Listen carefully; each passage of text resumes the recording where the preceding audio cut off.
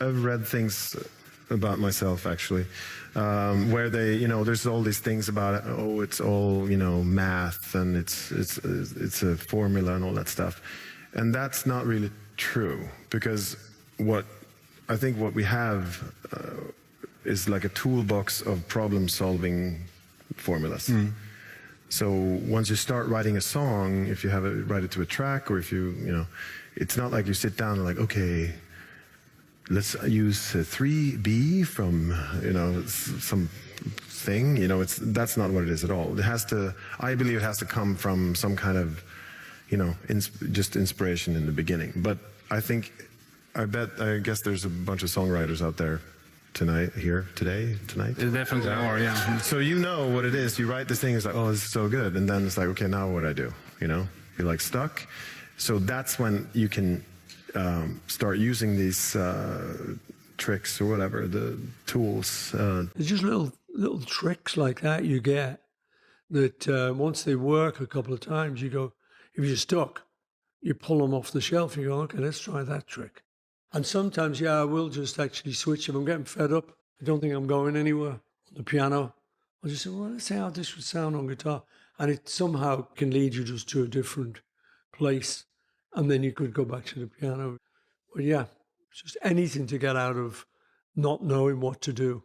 I've got a couple of little tricks.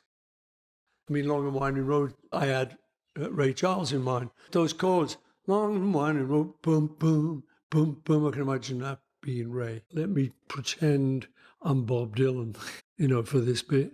Let me pretend I'm Elvis or whatever, And it often breaks the deadlock. Because Prince usually wrote like da na na na doodly doo, and then he used that chorus, and he was like, yeah, it's great, let's do it, let's use it a lot. Yeah. But then obviously you need things to keep it interesting. Yeah. That's why you put that pre-chorus there, that you go somewhere with the chords and to sort of and then you go back to the thing, and it's like a new thing again.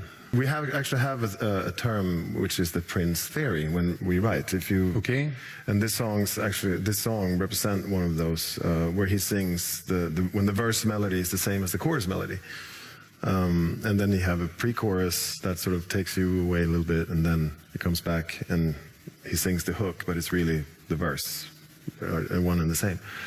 To like a normal listener, when you listen to it, the verse doesn't sound the same, but it's like is the exactly same melody. Yeah, I mean, you pick the hookiest words, I guess. Let's go crazy and all of that, and but it's an interesting thing, because when the chorus comes in, you actually already heard it.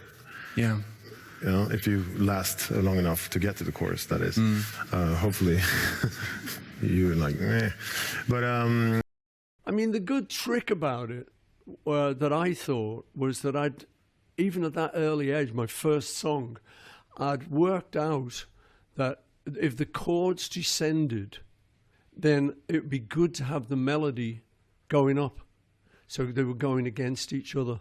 All those early days of just sitting on the floor listening to the radio, there'd been a couple of little things I'd heard in music that I'd thought, oh, that's great. Your hardest job is to convert that information into your inspiration. And that's something that nobody can tell you how to do.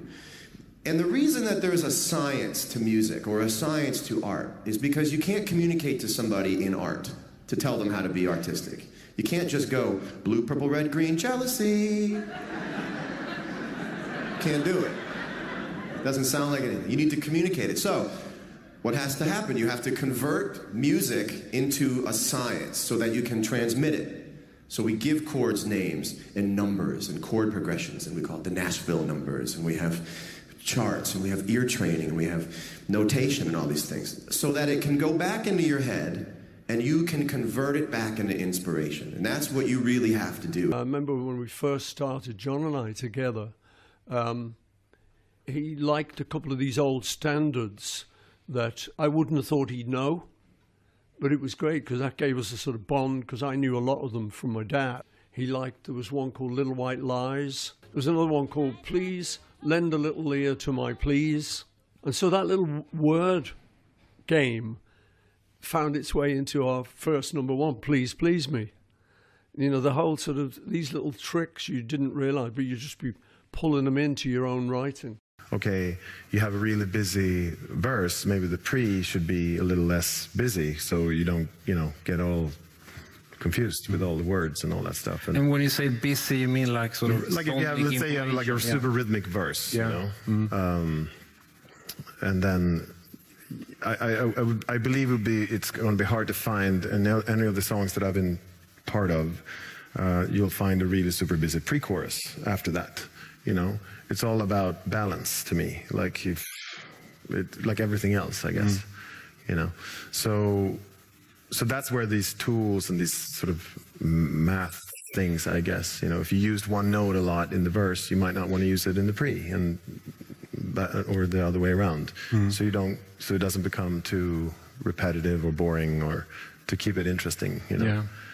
But the song never starts with that.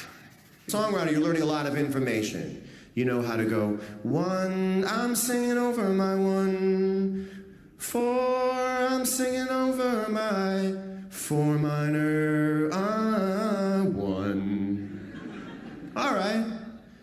That's information. That's just information, When you start writing from information, it doesn't work out. You have to convert that information into inspiration. I know that when I go to this chord, it makes me feel like that and takes me back to that place.